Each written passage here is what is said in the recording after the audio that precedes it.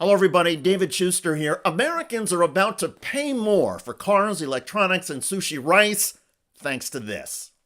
After months of negotiations between the U.S. and Japan, a trade agreement has now been reached. A historic trade deal, says Donald Trump. I just signed the largest trade deal in history. I think maybe the largest deal in history with Japan. We worked on it long and hard, and it's a great deal for everybody.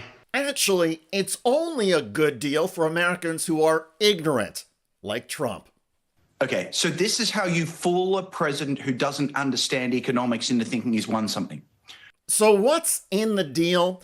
Donald Trump is slapping a 15% tariff on all Japanese goods imported into the United States. That rate is lower than the 25% Trump threatened. In return, Japan has agreed to invest $550 billion in the United States, a number that Trump says will create new jobs. It sounds impressive, but economist Justin Wolfers of the University of Michigan points out that Japan has not offered any details on the U.S. investment, and Donald Trump's tariff number on Japanese goods coming into the United States is a lot higher than if Trump did nothing. Remember, the tariff here is the tax that Trump imposes on Americans. He's reduced that tax from 25% in his threats to 15%, but actually that tax before Trump, way back in January, was about 2%. So what the biggest thing Trump has done is he's raised taxes on Americans who import goods from Japan from 2% to 15%. In short, Americans will pay more, and President Trump wants credit for it? Now, about American-made cars. Donald Trump has long complained that Japan doesn't buy enough of them. Donald Trump now insists that this deal will finally open the door. No. The fact is that Japan's tariffs on American-made cars are already zero. Nothing. There's a belief in some circles that the reason the Japanese don't buy American cars is because of tariffs. It's nonsense. It turns out last week, last year, and last decade, the average tariff that Japan imposed on cars was 0%. The reason we don't sell a lot of cars in Japan is the Japanese like small cars. Americans make big cars. I am not remotely optimistic that this is going to open up the Japanese car industry to American automakers unless we start changing what we make. Indeed, one imagines the average Tokyo commuter would rather walk to work than squeeze an American-made Chevy Tahoe or Ford F-150 pickup truck through the streets of Shibuya. As for American rice, the president wants to ship more of it to Japan, but here's the problem. Rice is rice, and the market doesn't much care where it comes from. Think about rice as it's a commodity. It's the same whether you're importing your rice from Australia, from the US, from Canada, or wherever. So what's going to happen is our rice farmers are going to grow just as much rice as they did last week because the global demand and the global supply of rice are unchanged. Our rice farmers are going to still create as much rice, but the ships that leave the American ports, instead of leaving the American ports for other countries, will instead leave for Japan. It's not really going to have any major impact at all on the demand for American rice.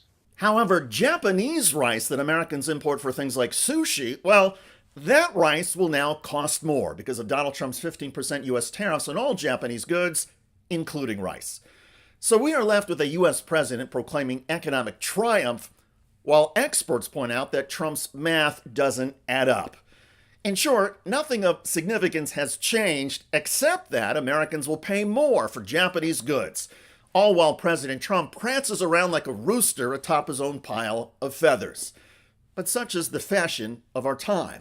Thanks to Donald Trump, ignorance has been elevated to a virtue, and vanity, specifically Trump's, matters more than competence. One imagines the Japanese trade representatives toasting each other with sake, marveling at the ease with which they snookered a U.S. president who negotiates with the fervor of a poker player who thinks a full house means 3 queens and 2 McNuggets. To be clear, this Trump deal is not a triumph of Trump's diplomacy or evidence of his negotiating skills.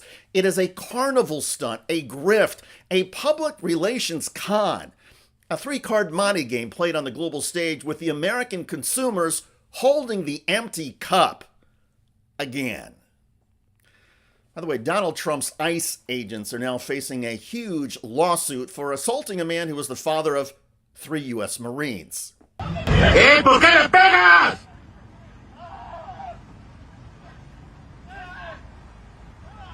Within hours, the recording of this incident went viral on social media, and soon the story was picked up by the broadcast networks and channels, including CBS News. This violent arrest was captured on camera. You can see agents restraining a 48-year-old man, repeatedly punching him, blood visible on his shirt as he screamed.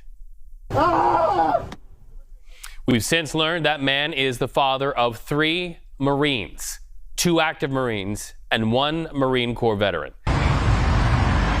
One agent took a metal rod and slammed it against Barranco's neck while pushing him in the vehicle.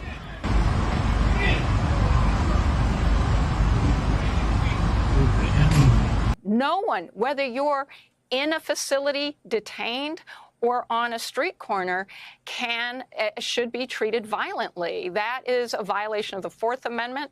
That can be a violation of the First Amendment, depending on whether someone's peacefully protesting. Check out that video at the link below. It generated a lot of comments on YouTube. One of the most popular is from Titan, who wrote, "Every single victim of ICE should bring huge lawsuits." Indeed. I look forward to reading your comments about Americans who are now going to be victimized financially by the realities of Donald Trump's latest trade deal. I'm David Shuster. Thanks for joining us.